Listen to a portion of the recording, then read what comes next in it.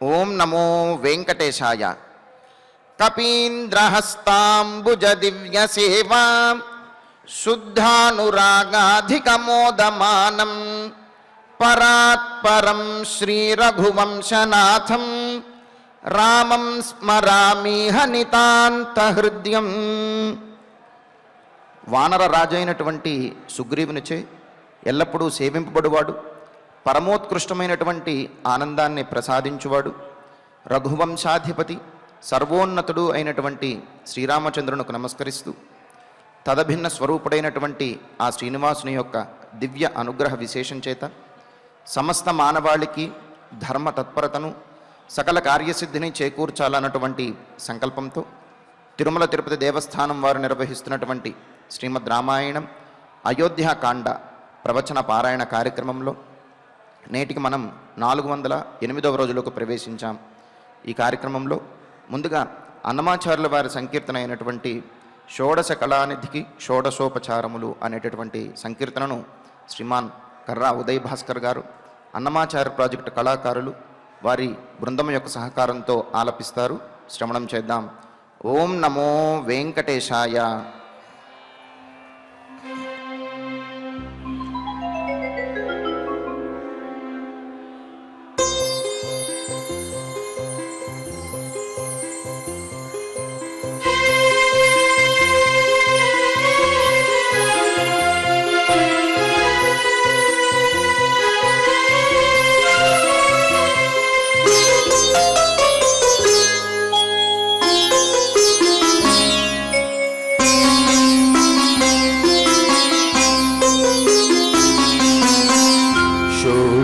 కళానిధికి షోడశోపచారములు జడతోడ నిచ్చలును సమర్పయమి, జడతోడ నిచ్చలును సమర్పయమి. షోడశ కళానిధికి షోడశోపచారములు జడతోడ నిచ్చలును సమర్పయమి, జడ చూడ నిచ్చలును సమర్పయమి.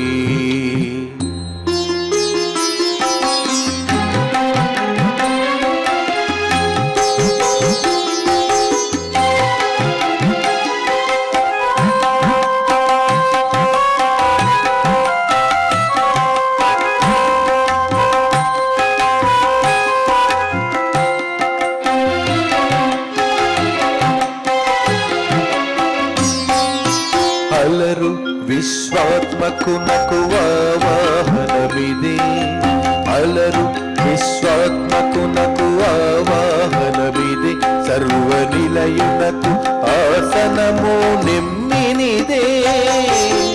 అలరు విశ్వాత్మకునకు ఆవాహనమిదే, సర్వనిలయునకు ఆసనము నిమ్మినిదే. అలగంగా జనకునకు అర్ఘ్యపాద్యాచమనాలు, అలగంగా జనకునకు అర్ఘ్యపాద్యాచమనాలు, జలధి సాయికిని వచ్చనమిదే. అలగంగా జనకునకు అర్ఘ్యపాద్యాచమనాలు, జలధి సాయికిని వచ్చనమిదే. షోడశ కళానిధికి షోడశోపచారములు జడతోడ నిచ్చలును సమర్పయమి, జడతోడ నిచ్చలును సమర్పయమి.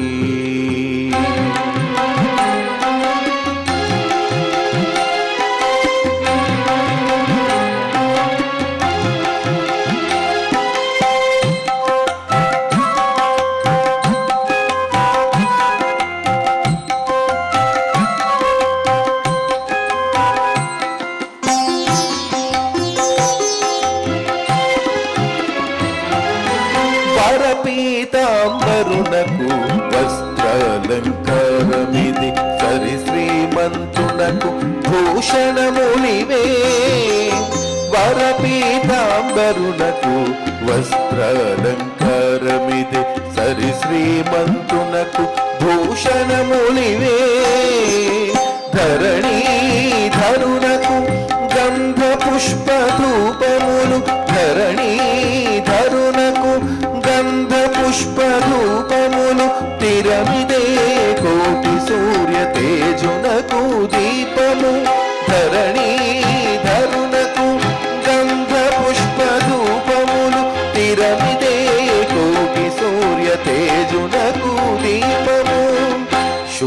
షోడశ కళానిధికి షోడశోపచారములు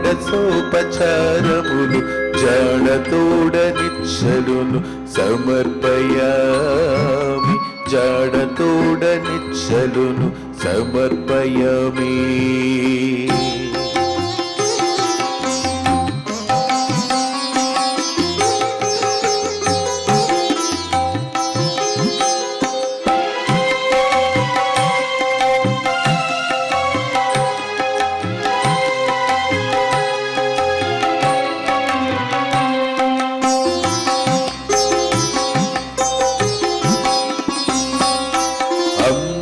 మధనునకు అదివో నైవేద్యము, గమిచంద్ర నేత్రునకు కప్పుర విడెము.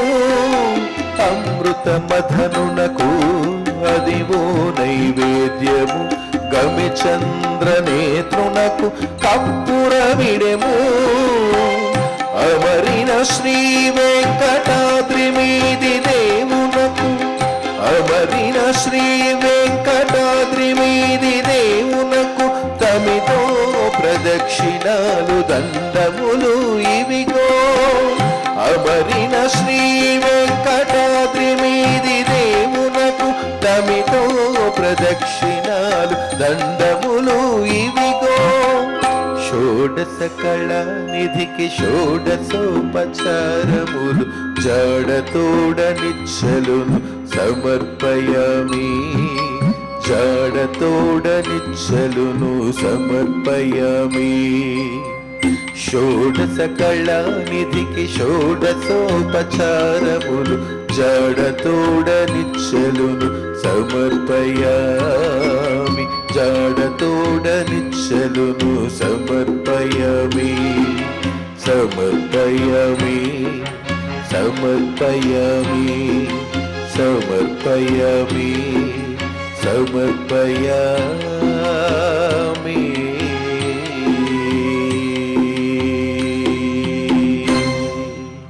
సంకీర్తనను ఎంతో చక్కగా శ్రవణం చేశాం. ఇక ఇప్పుడు శ్రీ గురు ధ్యానపూర్వకంగా సంకల్ప వాక్యాలను అందరము కలిసి పలుకుతూ ఈ కార్యక్రమాన్ని ప్రారంభం చేసుకుందాం. శ్రీ గురు ధ్యానం. గురుర్బ్రహ్మా గురుర్విష్ణు గురుర్దేవో మహేశ్వరః, గురుః సాక్షాత్ పరం బ్రహ్మ తస్మై శ్రీ గురవే నమః. శ్రీనివాస ధ్యానం. శ్రీ వెంకటాద్రి నిలయః కమలాకాముకః పుమాన్ అభంగుర విభూతిర్నః తరంగయతు మంగళం. అథ సంకల్పః.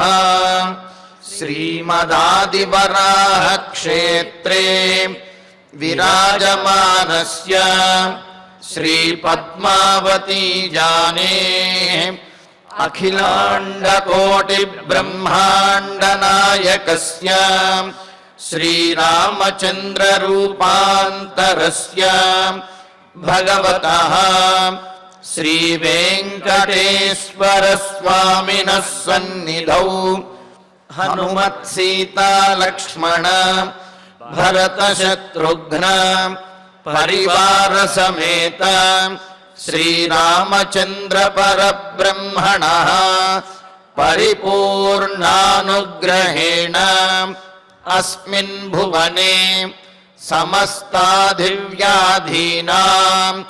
నివారణార్థం భారతవర్షే విద్యా విత్త వాణిజ్య కృషి వైద్య వైజ్ఞానిక దేశరక్షణాదిరంగేషు విద్యమానానాం ఆస్తిక మహాజనానాం సర్వేషాం సకుటుంబానాం ఆయురారోగ్యైశ్వర్య సద్బుద్ధీత్యాది సర్వశుభఫల ప్రాప్త్యర్థం ధర్మాచరణ ద్వారా శ్రీరామరాజ్యస్య పునర్వ్యవస్థాపనార్థం ఉద్యోగార్థినాం సముచితోద్యోగప్రాప్త్యర్థం దంపతీనాం అనుకూల దాంపత్య సిద్ధ్యర్థం సంతానస్య పితృవాక్య పరిపాలనానుకూల బుద్ధి ప్రచోదనార్థం సకల కార్య సిద్ధ్యర్థం గో సంరక్షణార్థం చ శ్రీమద్వాల్మీకి రామాయణే అయోధ్యాకాండే యథాశక్తి శ్లోకం వ్యాఖ్యాన పురస్సరం 53 సర్గ శ్లోక పారాయణం తథా శ్రీధన్వంతరి మంత్ర పారాయణం చ అన్యోన్య సాహాయ్యేన ఆచార్య ముఖేన కరిష్యామహే. శ్రీ వాల్మీకి ప్రార్థన. కూజంతం రామ రామేతి మధురం మధురాక్షరం ఆరుహ్య కవితా శాఖాం వందే వాల్మీకి కోకిలం. శ్రీ ఆంజనేయ ప్రార్థన.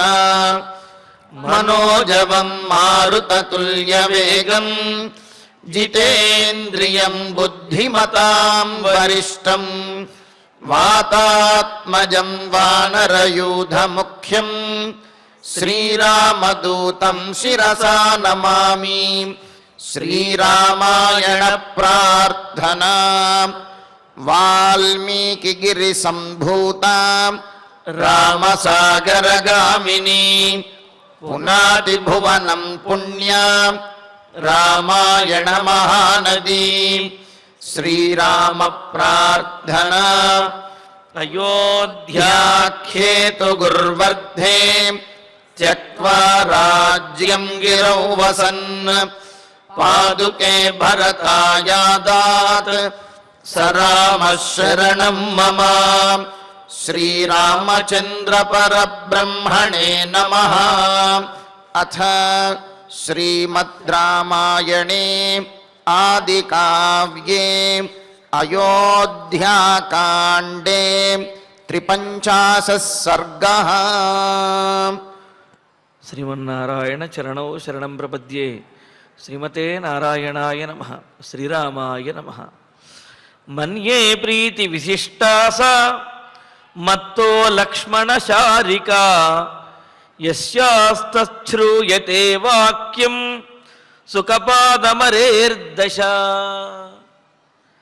రామచంద్రమూర్తి మరి ఆ గంగా యమునల నడుమన ఉన్న వత్సదేశ ప్రాంతంలో ఉన్న అటవీ ప్రాంతంలో 3వ రోజు రాత్రి అక్కడ బస చేస్తూ అక్కడ ఉంటూ ఆ మర్రి చెట్టు కింద నిద్రించే సమయంలో అంతకు ముందుగా మరి రాముడికి అన్నీ గుర్తొస్తూ ఉన్నాయి.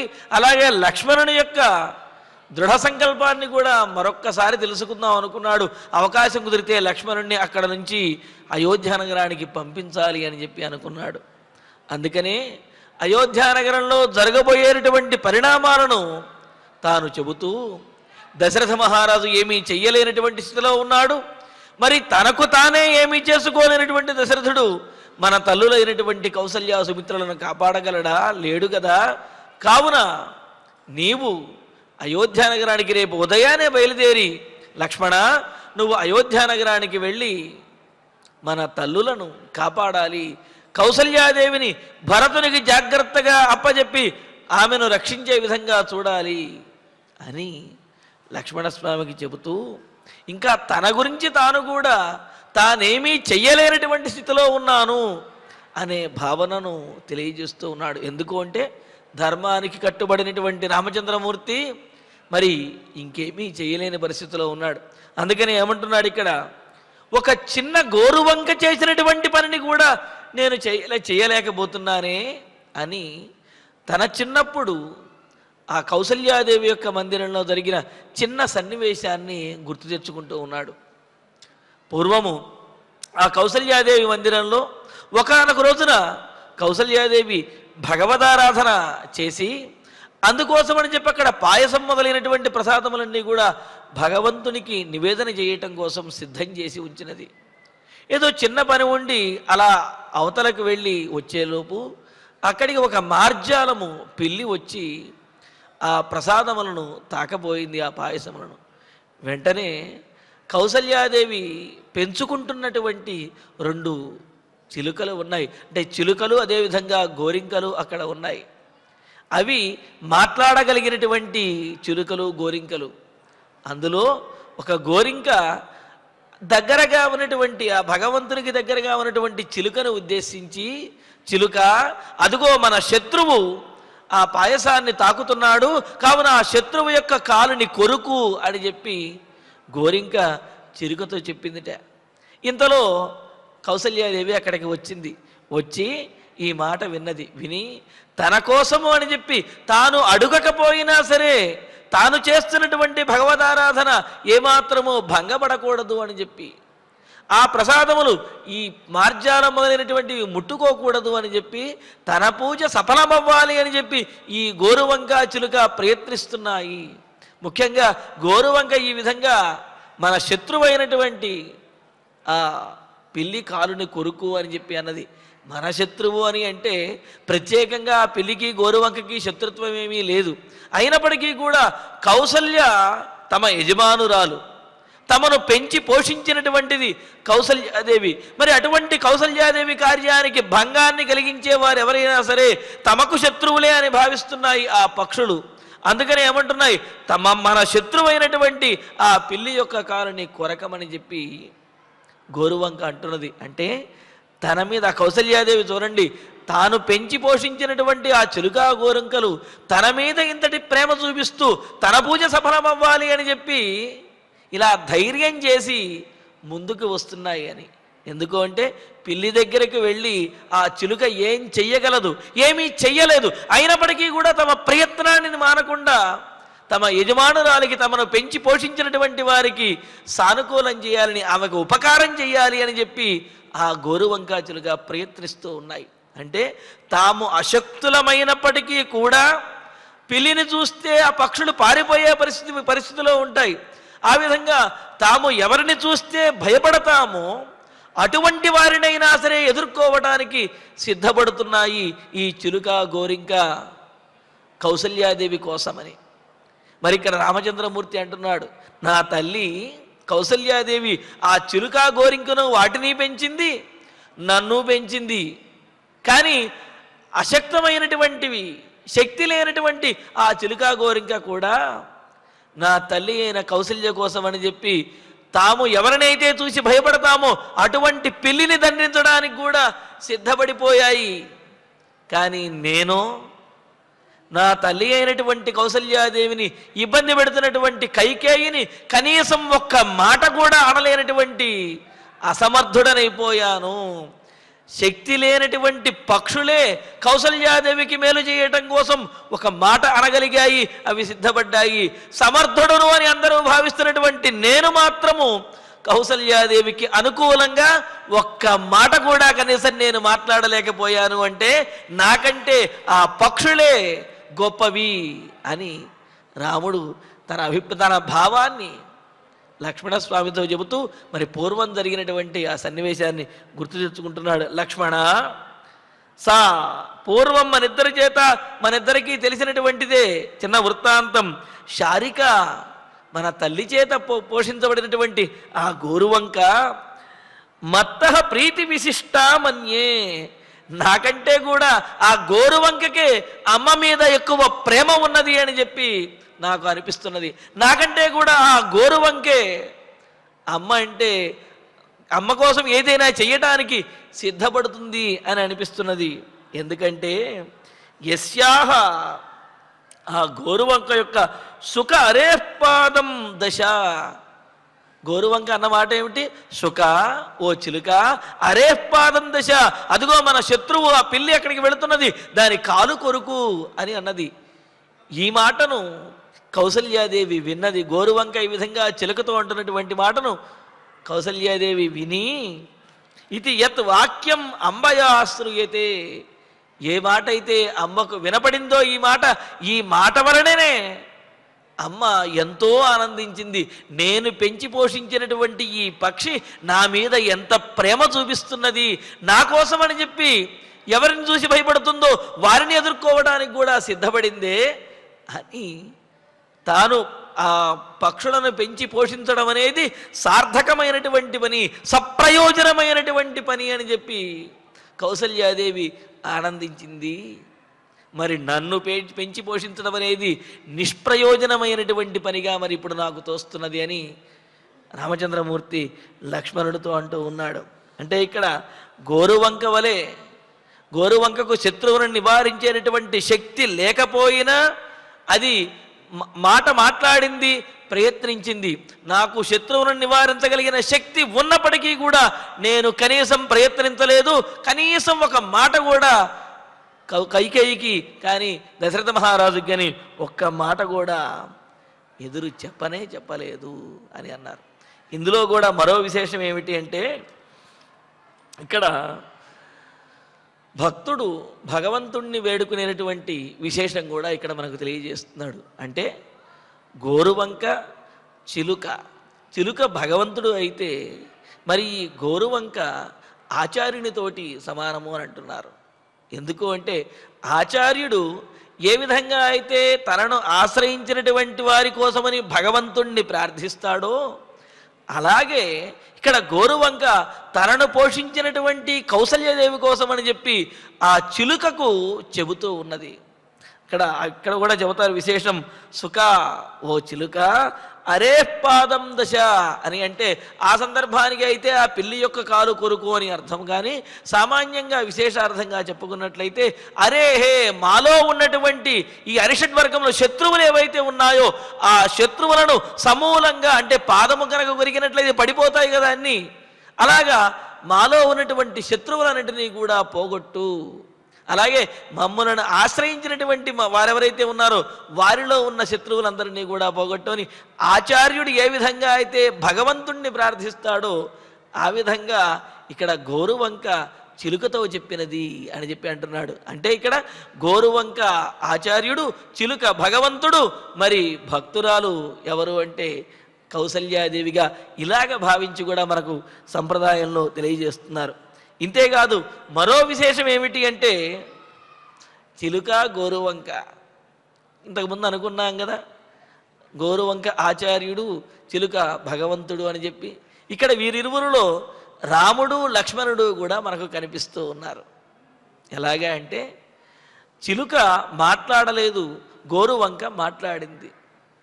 అయితే ఇక్కడ రాముడు ఏ మాట కూడా అయోధ్యానగరంలో మాట్లాడలేదు, కానీ లక్ష్మణస్వామి మాత్రం మాట్లాడాడు. ఇది నసహతి రాజ్ఞోమోహం ధనుస్పృశం ఆదయాం అని చెప్పి అంటూ, రామచంద్ర అన్నయ్య తండ్రి గారి యొక్క దుఃఖాన్ని నువ్వు భరించలేనటువంటి వాడివైతే ఇలాగ బాధపడుతూ కూర్చోవద్దు, ధనుస్పృశ ధనస్సు పట్టుకో నువ్వు, అంతేగాని దయతో ఉంటాను శాంతిగా ఉంటాను అంటే పనులు జరగవు. లేదా నన్ను విడిచిపెట్టు, నాకు ఆజ్ఞ ఇవ్వు, నేనే ఇక్కడ ఉన్నటువంటివన్నీ కూడా పరిస్థితులను చక్కబెట్టి నిన్ను రాజును చేస్తాను అని చెప్పి లక్ష్మణస్వామి మాట్లాడాడు. కౌసల్యాదేవి దగ్గర కూడా లక్ష్మణస్వామి మాట్లాడాడు, కానీ రామచంద్రమూర్తి మాత్రం ఏమాత్రం ఒక్క మాట కూడా వ్యతిరేకంగా, అంటే దశరథునికి కానీ కైకేయీదేవికి కానీ వ్యతిరేకంగా రామచంద్రమూర్తి ఒక్క మాట మాట్లాడలేదు. లక్ష్మణుడు మాత్రం మాట్లాడగలిగాడు. పైగా ఏమన్నాడు, నా మీద భారం వదిలేసి నేనే చూసుకుంటాను, నిన్ను రాజ్యంలో పట్టాభిషిక్తుడిని చేస్తాను అని చెప్పి లక్ష్మణుడు అన్నాడు. అంటే ఇక్కడ గోరువంకలాగా లక్ష్మణుడు ఒక మాటన్నా మాట్లాడగలిగాడు. సర్వసమర్థుడై ఉండి కూడా సుఖములాగా, సుకుడిలాగా, అంటే భగవంతుడిలాగా రామచంద్రమూర్తి ఏ మాట కూడా మాట్లాడలేదన్నమాట. అయితే ఇక్కడ కార్యాన్ని సాధించగలవాడు, కార్యాన్ని సాధించేవాడు భగవంతుడే, కానీ భగవంతుడు మాట్లాడడు. ఆయన ఆ సందర్భానుసారంగా ధర్మాన్ని అనుసరించి అనుగ్రహించడమా, ఆగ్రహించడమా, కార్యాన్ని సాధించడమా లేదా అనేది చూస్తాడు తప్ప ఆయన మాట్లాడడం అనేది ఉండదన్నమాట. ఈ విధంగా మరి ఇక్కడ రామచంద్రమూర్తి తన చిన్నప్పుడు జరిగినటువంటి విశేషాన్ని తెలియజేస్తూ కనీసం మా తల్లి పోషించినటువంటి ఆ గోరు వంకకు ఉన్న వాటి ధైర్యం కూడా నాకు లేకుండా పోయింది. ఒక్క మాట కూడా నేను మా తల్లికి అనుకూలంగా మాట్లాడలేకపోయాను. కావున నాకంటే ఆ పక్షికే మా తల్లి మీద ఎక్కువ ప్రేమాభిమానములు ఉన్నాయని అనిపిస్తున్నది అని అంటూ శోచంత్యా అల్పభాగ్యాయా నకించిదుపకుర్వత పుత్రేణ కిం అపుత్రాయ మమ కార్యమరిందమా. లక్ష్మణ, అరిందమ అంటే శత్రువులను అణచగలిగినటువంటి పౌరుషము ప్రతాపము కలిగినటువంటి ఓ లక్ష్మణ, అల్పభాగ్యాయ స్వల్పమైనటువంటి అదృష్టము మాత్రమే కలిగినటువంటిది. అంటే ఏమిటి? పుత్రుడు రామచంద్రమూర్తి అంతటి పుత్రుడు కలిగాడు అనే అదృష్టాన్ని పొందింది, కానీ ఆ పుత్రుడు తనతో పాటు ఉండేటటువంటి అదృష్టాన్ని మాత్రం కౌసల్యాదేవి పొందలేకపోయింది. అందుకని అల్పభాగ్యాయా, అదృష్టము లేనిదైన దురదృష్టవంతురాలైనటువంటి అపుత్రాయా, పుత్రుడు ఉండి కూడా పుత్రుడు లేనటువంటి దానిదాకా జీవించవలసినటువంటి పరిస్థితి వచ్చిన శోచంత్యాహ, పుత్రవియోగ దుఃఖంతో బాధపడుతూ ఉన్నటువంటి ఆ కౌసల్యాదేవికి కించిదపి నా ఉపకుర్వత, కనీసం కొద్దిపాటి ఉపకారాన్ని కూడా వాచనికంగానైనా సరే ఉపకారం చేయలేనటువంటి పుత్రేణ, పుత్రుడనైనటువంటి నా వల్ల కిం, ఏం ప్రయోజనం కౌసల్యాదేవికి?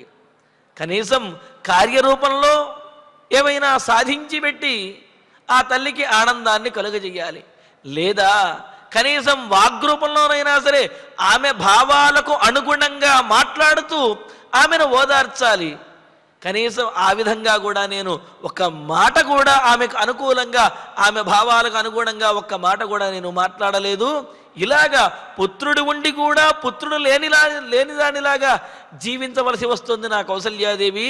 మరి అటువంటి వాడినైనటువంటి అలాంటి పుత్రుడనైనా నా వల్ల ఆమెకు ప్రయోజనమేమున్నది, నాకు మాత్రము ప్రయోజనమేమున్నది? అంటే ఏమిటి? పుత్రుడు జన్మించినటువంటి వాడు తల్లిదండ్రులకు ఆనందాన్ని కలుగజేస్తేనే అతని యొక్క జన్మకు సార్థకత అనేది వస్తుంది. నిన్న మనం అనుకున్నాం కదా, పుత్రుడు పెరిగి ప్రయోజకుడు అయ్యాడు అంటే తనను తాను పోషించుకోవటము, తనను తాను సంపాదించుకోవటము, తన భార్యాబిడ్డల కోసం మాత్రము, తన స్వార్థం కోసం మాత్రము ఎదిగితే అది ప్రయోజకుడు అయినట్లు కాదు. తన తల్లిదండ్రులను కూడా సంతోషపెట్టగలిగితేనే అప్పుడే ఆ పుత్రుని యొక్క ప్రయోజకత్వం అనేది సార్థకం అవుతుంది. అంతేగాని బాగా చదువుకున్నాడనో పెద్ద ఉద్యోగం తెచ్చుకున్నాడనో దానివల్ల మాత్రమే ప్రయోజకత్వం కాదు. తద్వారా తల్లిదండ్రులకి ఆనందాన్ని కూడా కలుగజేసినప్పుడే పరిపూర్ణమైనటువంటి ప్రయోజకత్వం ఆ సంతానానికి కలుగుతుంది అని అన్నారు. మరి అటువంటి ప్రయోజకత్వం నాలో లేదు లక్ష్మణ. కనీసం కార్యరూపంలో కానీ లేకపోతే వాగ్రూపంలోనైనా సరే నేను ఏమాత్రము కౌసల్యాదేవికి అనుకూలంగా వ్యవహరించలేకపోయాను. ఇక్కడ చూడండి, రామచంద్రమూర్తి సకల విద్యలను అభ్యసించాడు, ధనుర్ విద్యలో పారంగతుడైనటువంటి వాడు, సకల ధర్మశాస్త్రములన్నీ కూడా తెలిసినటువంటి వాడు. ఇన్ని చదువుకుని అందరి చేత కూడా ప్రయోజకుడు, గొప్పవాడు, యోగ్యుడు అని చెప్పి అనిపించుకున్నప్పటికీ కూడా తన తల్లికి కనీసం ఒక్క మాట కూడా అనుకూలంగా మాట్లాడలేకపోయాను. కావున ఈ ప్రయోజకత్వం అంతా కూడా నిష్ప్రయోజకత్వమే అని రాముడు భావించుకుంటూ ఉన్నాడనమాట. అందుకనే పుత్రేణ మయాకిం, తల్లికే మాత్రము సహాయం చేయలేనటువంటి నాలాంటి పుత్రుడి వల్ల ప్రయోజనం ఏమున్నది అని అంటూ అల్పభాగ్యాహి మే మాత కౌసల్యారహితామయా శేతే పరమ దుఃఖార్త పతితా శోకసాగరే. కేవలము ఆమెకు ప్రయోజనాన్ని కలుగజేయలేకపోవటం అనేదే కాదు,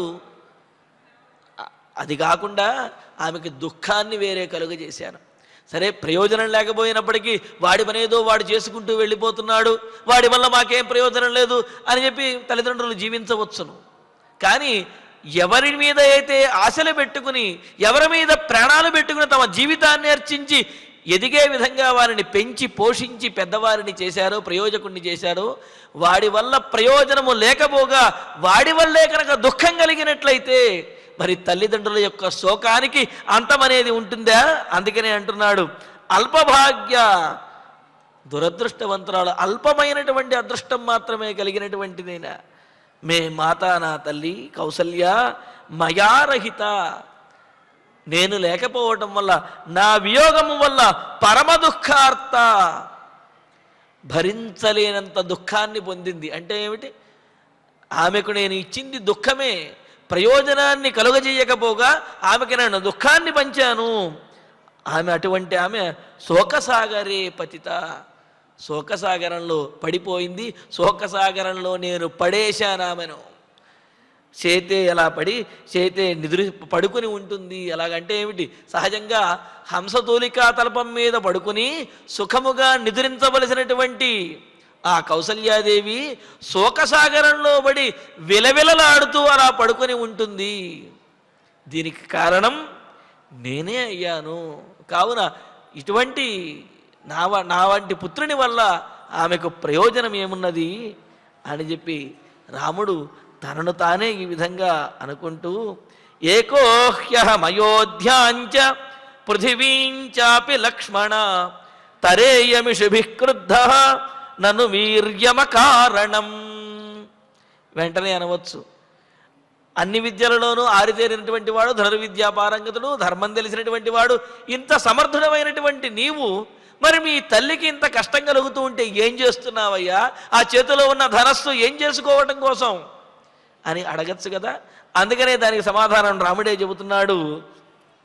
తల్లి దుఃఖాన్ని నివారించడం కోసం నేను ధనస్సును ధరించగలను, ఆ ధరించినటువంటి ధనస్సుతోటి ఎవరినైనా దండించగలను, కానీ ఇది సందర్భం కాదు అని అంటూ, లక్ష్మణ అహం క్రుద్ధ, లక్ష్మణ నాకు కోపం గనక వచ్చినట్లయితే, కోపాన్ని కనుక పొందినట్లయితే, ఏకహ ఒక్కడినే, అయోధ్యాం పృథివీంచాపి, అయోధ్యానగరం మొత్తాన్ని, కేవలం అయోధ్యనేమిటి ఈ భూమండలం మొత్తాన్ని అయినా సరే, ఇషుభిహి నా బాణముల చేతనే, తరేయం జయించగలను, స్వాధీనం చేసుకోగలను. ఇక్కడ చూడండి అంటున్నాడు రామచంద్రమూర్తి, నేను కోపించి ధనుస్సుని కనుక ప్రయోగించినట్లయితే, బాణాన్ని ప్రయోగించినట్లయితే, నా ఈ పరాక్రమంతో అయోధ్యానగరాన్ని, కేవలం అయోధ్యానగరం ఏమిటి ఈ భూమండలం మొత్తాన్నైనా సరే స్వాధీనం చేసుకోగలను. కానీ వీర్యం అకారణం నను, తన వారి మీద యుద్ధాన్ని ప్రకటించడం అనేది, పైగా తన తండ్రి మాటను పితృవాక్య పరిపాలన చేయవలసినటువంటి సందర్భంలో యుద్ధాన్ని ప్రకటించడం అనేది అది ధర్మము కాదు. అటువంటి ధర్మానికి భయపడి నేను వెనుకాడుతున్నాను కానీ సమర్థత లేక కాదు, సమర్థత ఉండి కూడా ఏమీ చెయ్యలేనటువంటి స్థితిలో ఉన్నాను అని బాధపడుతున్నాను కానీ సమర్థత లేక కాదు. ఎందుకంటే ఈ సలహాని లక్ష్మణస్వామి రామచంద్రమూర్తికి ఇచ్చాడు. అయోధ్యానగరంలో బయలుదేరే ముందే ఇది ఏమంటాడు, యువతిరహితం లోకం యతశ్చలితావయం అని చెప్పి అంటాడు లక్ష్మణస్వామి. ఎవరి వలన అయితే మనం ఇబ్బంది పడ్డామో అటువంటి వారు అసలు ఈ అయోధ్యానగరంలో లేకుండానే చేస్తాను, ఈ లోకంలోనే లేకుండా చేస్తాను, నాకు ఒక్కసారి అనుమతి ఇవ్వండి అన్నయ్య అని చెప్పి అన్నాడు. సరే, లక్ష్మణస్వామిని ఓదార్చి ఆయన సముదాయించాడు. రాముడి దగ్గర దశరథ మహారాజు కూడా ఇదే మాట అన్నాడు. ఏమనన్నాడు? రామచంద్ర, నీవు కనుక ఇప్పుడు నాకు ఎదురు తిరిగి నన్ను బంధించి అయోధ్యానగరాన్ని కనుక నీవు స్వాధీనం చేసుకున్నట్లయితే నేను ఆనందిస్తాను అని చెప్పి దశరథుడే సాక్షాత్తుగా రామచంద్రమూర్తితో అన్నాడు. ఇప్పుడు నేను ధర్మానికి కట్టుబడ్డానయ్యా రామా, నేను నా భార్యకి ఇచ్చినటువంటి మాట నిలుపుకోవటం కోసమని నిన్ను ఈ విధంగా ఈ విధంగా అనుజ్ఞ ఇచ్చాను. అయితే నీవు కనుక నన్ను ఎదిరించి ఈ రాజ్యాన్ని స్వాధీనం చేసుకున్నట్లయితే రెండు ప్రయోజనాలు సిద్ధిస్తాయి. ఏమిటి అంటే, నేను నా భార్యకు ఇచ్చినటువంటి మాటను నిలుపుకున్న వాడిని అవుతాను. ఎలా నిలుపుకున్న వాడిని అవుతాను అంటే, భార్యకు ఇచ్చినట్లుగా నిన్ను వనవాసానికి పంపించడానికి నేను సిద్ధపడిన వాడిని అయ్యాను. అదేవిధంగా అనుజ్ఞ ఇచ్చాను, అంతటితో నా పని పూర్తయినట్లే. అలాగే నేను కోరుకుంటున్నది ఏమిటి? రామ పట్టాభిషేకం. అలాగా అది సామాన్యంగా జరగదు కనుక నువ్వే ఎదురు తిరిగి నన్ను బంధించేసి నువ్వు ఈ రాజ్యాన్ని స్వాధీనం చేసుకున్నట్లయితే నువ్వు సింహాసనం మీద కనిపిస్తావు, తద్వారా నాకు ఆనందం అనేది కలుగుతుంది అని సాక్షాత్తు దశరథ మహారాజే తనను దండించి ఈ రాజ్యాన్ని స్వాధీనం చేసుకోవయ్యా అని చెప్పి రామచంద్రుడితో అన్నాడు.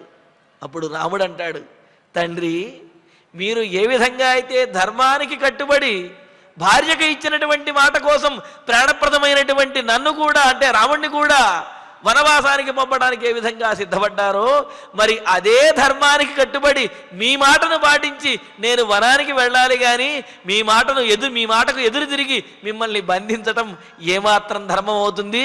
మీరు నా మీద ఉన్నటువంటి ప్రేమతోటి మోహంతో ఈ విధంగా మాట్లాడుతున్నారు కానీ నేను మీకు ఎదురు తిరగటం అనేది ఎంతవరకు ధర్మం అని చెప్పి రాముడు కూడా చాలా ధీటుగా సమాధానం చెప్పి వనవాసానికి బయలుదేరతాడు.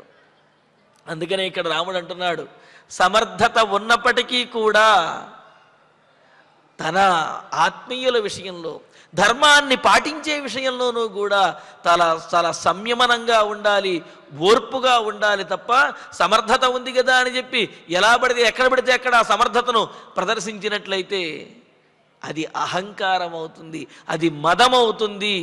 అంటే సానుకూలమైనటువంటి ప్రదేశంలో అవసరమైనటువంటి చోట మాత్రమే తమ సమర్థతను ప్రయోగించినట్లయితే అది పరాక్రమం అవుతుంది.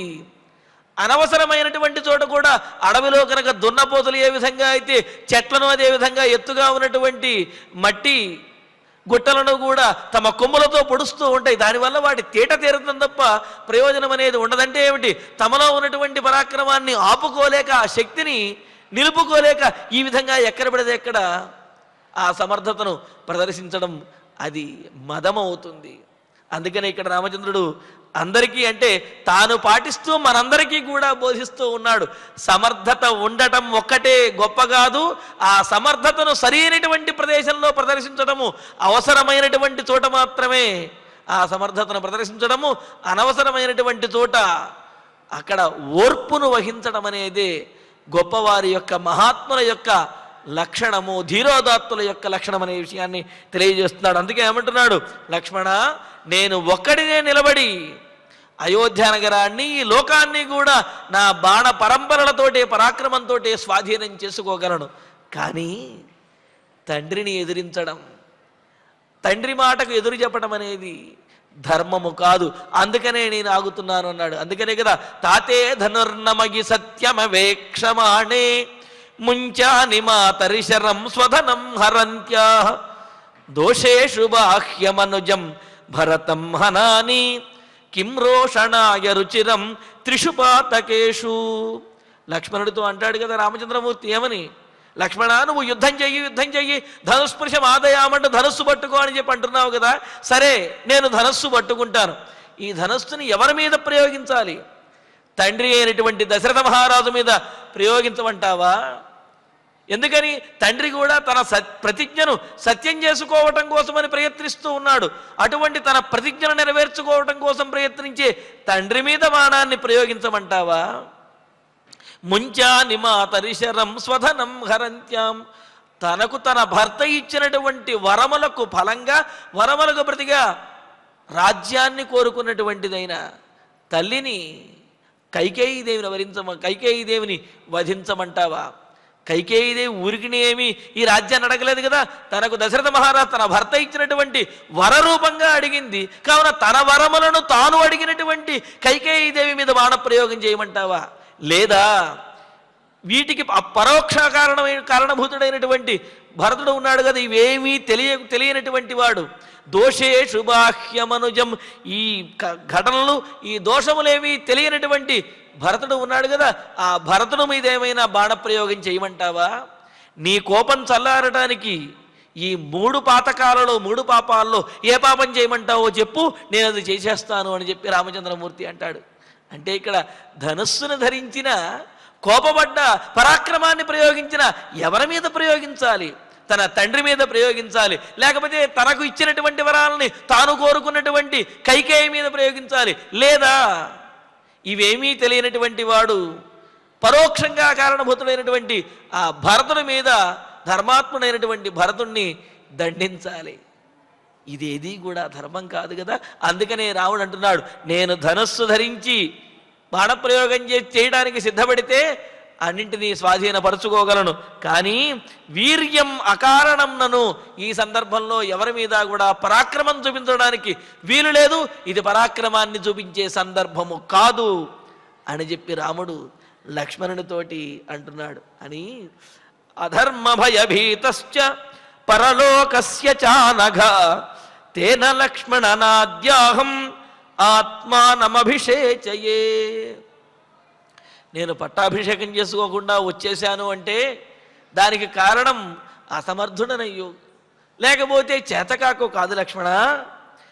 అహం నేను అధర్మ భయభీత, అధర్మం వల్ల కలిగేటటువంటి దోషం ఏదైతే ఉందో ఆ దోషానికి భయపడి ఇక్ష్వాకు వంశంలో జన్మించినటువంటి రామచంద్రమూర్తి ధర్మాన్ని విడిచిపెట్టేసి తండ్రికి ఎదురు తిరిగాడు అనే ఇటువంటి అపకీర్తి ఏదైతే ఉందో ఈ అపకీర్తికి భయపడి నేను ఎదురు తిరగలేదు. కానీ అందుకనే నేను పట్టాభిషిక్తుణ్ణి అవలేదు, కానీ ఎదురు తిరగటం ఎంతసేపు అన్నట్లుగా అనుకుంటున్నాడు. అధర్మ భయభీత, అధర్మానికి అపకీర్తికి తద్వారా వచ్చే అపకీర్తికి భయపడినటువంటి వాడినై నేను.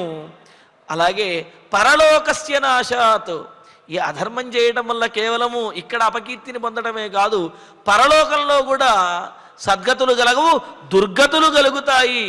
కావున ఈ లోకంలో కలిగే అపకీర్తికి పరలోకంలో రాబోయేటువంటి దుర్గతులకి భయపడి నాశాత్ భీత, ఆ దుర్గతులు కలుగుతాయి అనే భయంతో నేను భయపడినటువంటి వాడిని.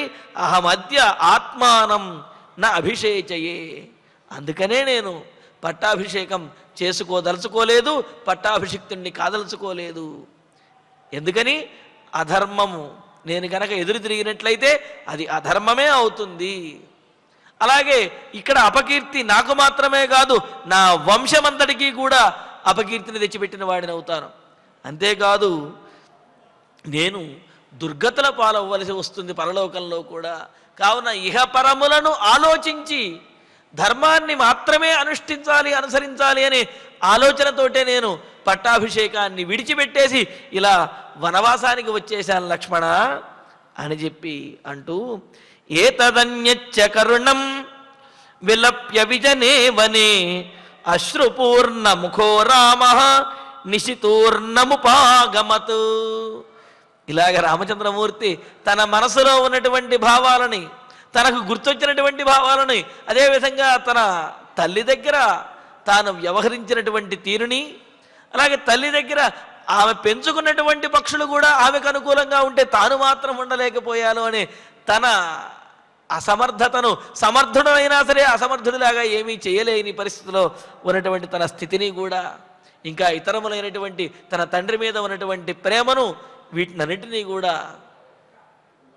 కైకేయికి కూడా తన మీద ఉన్నటువంటి ప్రేమను, ఇటువంటి విషయాలన్నింటినీ కూడా ప్రస్తావించి రామచంద్రుడు విజనేమనే నిర్జనమైనటువంటి జనులెవ్వరూ కూడా లేని నిర్మానుష్యమైన ఆ అడవిలో నిశి, ఆ రాత్రిపూట ఆ మర్రి చెట్టు దగ్గర ఏతద్ అన్యచ్చ, ఇంతకుముందు చెప్పినటువంటి అనేకమైనటువంటి మాటలు అన్యచ్చ మరికొన్ని మాటలను కూడా ఆ అయోధ్య నగరానికి, అదేవిధంగా తనకు చెందినటువంటి అనేకమైనటువంటి విషయములను కరుణం, చాలా కరుణతో దయగలిగే విధంగా దీనంగా చెబుతూ, అశ్రుపూర్ణముఖ, ఎంతటి వాడికైనా సరే ఉద్వేగభరితమైనటువంటి మాటలు చెబుతున్నప్పుడు ఆ కళ్ళ వెంట నీళ్లు రావడం అనేది సహజం.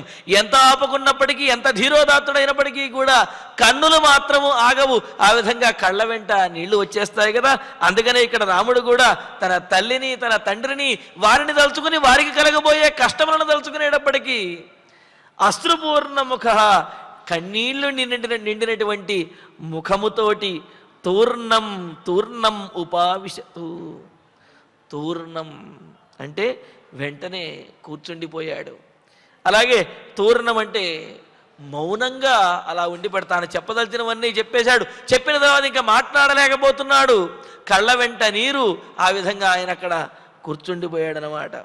అయితే ఇక్కడ మనకు అనిపిస్తుంది రాముడు ధీరోదాత్తుడు కదండి అంటే, రాముడు మానవుడిగా జన్మించాడు. కావున మానవ సహజం ఏమిటంటే ఎంత ధైర్యంగా ఉన్నప్పటికీ కూడా ఏదో ఒక సందర్భంలో కొంత బాధ అనేది కలుగుతుంది. మరి అటువంటి బాధ తన తల్లిదండ్రులకు కలిగినటువంటి కష్టముల వల్ల, తనకు కలిగినటువంటి కష్టం వల్ల రాముడికి బాధ ఏమీ లేదు. తన తల్లిదండ్రులకి, ముఖ్యంగా కౌసల్యాదేవికి వారికి కలిగినటువంటి వారికి కలిగిన శోకాన్ని తలుచుకుని రాముడు కూడా ఇక్కడ కన్నీరు మున్నీరుగా విలిపిస్తుంటే కన్నీళ్లు కార్చుతూ అలాగా మౌనంగా ఉండిపోయాడు. అంటే బోరున ఏడవటం కాదు కానీ కళ్ళ వెంట నీళ్లు వస్తూ ఉన్నాయి, మాట్లాడలేకపోతున్నాడు. అలాగా అక్కడ కూర్చొని ఉండిపోయాడు అనమాట. మరి ఇంతటి దుఃఖం కలగడానికి కారణం ఇంతకుముందే అనుకున్నాం కదా. తత్వదీపికాకారులు అంటారు, వ్యసనేషు మనుష్యాణం భృశం భవతి దుఃఖితః అని చెప్పి. ఎవరికైనా కష్టం కలిగినట్లయితే రాముడు చాలా ఎక్కువగా బాధపడతాడు అన్నారు. ఎంత ఎక్కువగా అంటే బాధ కలిగినటువంటి వారు, కష్టం కలిగినటువంటి వారు ఎంత బాధపడతారో అంతకంటే ఎక్కువగా రాముడు బాధపడతాడట. మరి తన తల్లి కౌసల్యాదేవికి తండ్రి అయిన దశరథ మహారాజుకి కలిగినటువంటి దుఃఖాన్ని, ఆ శోకాన్ని తలచుకుని వారికంటే ఎక్కువగా దుఃఖాన్ని పొందుతూ ఉన్నాడు రామచంద్రుడు. అలా దుఃఖాన్ని పొందుతూ తన భావాలను లక్ష్మణస్వామితోటి ఈ విధంగా పంచుకున్నాడు. మరి ఆ తర్వాత లక్ష్మణుడితో మరి ఒక మాట చెప్పాడు కదా, లక్ష్మణ రేపు ఉదయాన్నే బయలుదేరి నీవు అయోధ్య నగరానికి వెళ్ళాలి అని చెప్పి. మరి ఈ మాటలకు లక్ష్మణుడు ఎలా సమాధానం చెప్పాడు, రాముణ్ణి ఎలా ఓదార్చాడనే విశేషాలని తరువాతి ప్రవచనంలో తెలుసుకుందాము. ఇక ఇప్పుడు ఆచరణ వారి ద్వారా శ్లోకాలను పారాయణ చేసుకుందాము. మన్యే మన్యే ప్రీతి విశిష్టాసా ప్రీతి విశిష్టాసా మత్తః మత్తః లక్ష్మణ శారికా లక్ష్మణ శారికా యస్యాస్తత్ యస్యాస్తత్ శ్రూయతే వాక్యం శ్రూయతే వాక్యం సుఖపాదం సుఖపాదం అరేర్దశ హరేర్దశ శోచంత్యాః శోచంత్యాః అల్పభాగ్యాయాః అల్పభాగ్యాయాః న కించిత్ న కించిత్ ఉపకుర్వత ఉపకుర్వత పుత్రేణ కిం పుత్రేణ కిం అపుత్రాయాః పుత్రాయాః మయా కార్యం మయా కార్యం అరిందమా అరిందమా అల్పభాగ్యా హి అల్పభాగ్యా హి మే మాతా మే మాతా కౌసల్యా కౌసల్యా రహితా మయా రహితా మయా శేతే శేతే పరమ దుఃఖార్త పరమ దుఃఖార్త పతితా పతితా శోకసాగరే శోకసాగరే ఏకోహ్యహం ఏకోహ్యహం అయోధ్యాం చ అయోధ్యాం చ పృథివీం చాపి పృథివీం చాపి లక్ష్మణ లక్ష్మణ తరేయం తరేయం ఇషుభిః క్రుద్ధః శుభిః క్రుద్ధః నను వీర్యం నను వీర్యం అకారణం అకారణం అధర్మ భయా అధర్మ భయ భీతశ్చ భీతశ్చ అధర్మ భయ భీతశ్చ అధర్మ భయ భీతశ్చ పరలోకస్య చ పరలోకస్య చ అనఘ అనఘ తేన లక్ష్మణ తేన లక్ష్మణ నాద్యాహం నాద్యాహం ఆత్మానం ఆత్మానం అభిషేచయే అభిషేచయే ఏతదన్యచ్చ ఏతదన్యచ్చ కరుణం కరుణం విలప్య విలప్య విజనే వనే విజనే వనే అశ్రుపూర్ణముఖః అశ్రుపూర్ణముఖః రామః రామః నిశితూష్ణీం నిశితూష్ణీం ఉపావిశత్ ఉపావిశత్ ఇత్యార్షే ఇత్యార్షే శ్రీమద్ రామాయణే శ్రీమద్ రామాయణే ఆదికావ్యే ఆదికావ్యే అయోధ్యాకాండే అయోధ్యాకాండే త్రిపంచాశే సర్గే పంచాశే సర్గే షట్ శ్లోకాః శ్లోకాః. ఫలశ్రుతి నుండి మంగళాంతం వరకు అందరము కలిసి పఠిద్దాం. ఫలశ్రుతి ఆయుష్యమారోగ్యకరం యశస్యం సౌభ్రాతృకం బుద్ధికరం సుఖం చ శ్రోతవ్యమేతన్నియమేన సద్భిః ఆఖ్యానమోజస్కరమృద్ధికామైః శ్రీరామచంద్ర పరబ్రహ్మణే నమః. అథ ధన్వంతరి ధ్యానం అచ్యుతానంత గోవింద విష్ణో నారాయణామృత రోగాన్ మే నాశయా శేషాన్ ఆశు ధన్వంతరే హరే ఆరోగ్యం దీర్ఘమాయుష్యం బలం తేజోధియం శ్రియం స్వభక్తేభ్యోను గృహంతం వందే ధన్వంతరిం హరిం ధన్వంతరేరిమం శ్లోకం భక్త్యా నిత్యం పఠంతి యే అనారోగ్యం న తేషాం స్యాత్ సుఖం జీవంతి తే చిరం. ఓం నమో భగవతే వాసుదేవాయ ధన్వంతరయే అమృతకలశహస్తాయ వజ్రజలౌకహస్తాయ సర్వామయ వినాశనాయ త్రైలోక్యనాథాయ మహావిష్ణవే స్వాహా. ఓం వాసుదేవాయ విద్మహే సుధాహస్తాయ ధీమహి తన్నో ధన్వంతరి ప్రచోదయాత్. అథ నవగ్రహ ప్రార్థన. ఆరోగ్యం పద్మబంధుర్వితరతు నితరాం సంపదం శీతరశ్మిః భూలాభం భూమిపుత్రః సకల గుణయుతాం వాగ్విభూతిం చ సౌమ్యః సౌభాగ్యం దేవమంత్రీ రిపుభయశమనం భార్గవః శౌర్యమార్కిః దీర్ఘాయుః సైంహికేయః విపులతరయశః కేతుః ఆచంద్రతారం. అరిష్టాని ప్రణశ్యంతు దురితాని భయాని చ శాంతిరస్తు శుభం మేస్తు గ్రహాః కుర్వంతు మంగళం. అథ క్షమా ప్రార్థనా.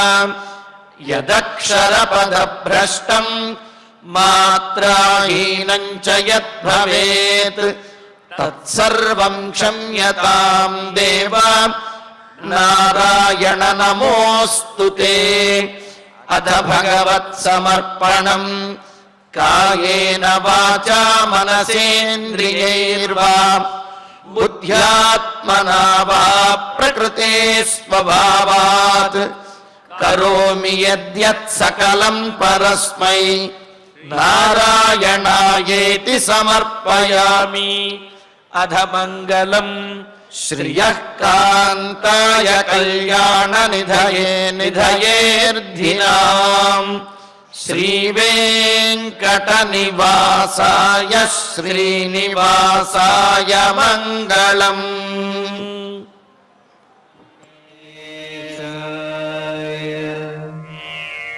ఓం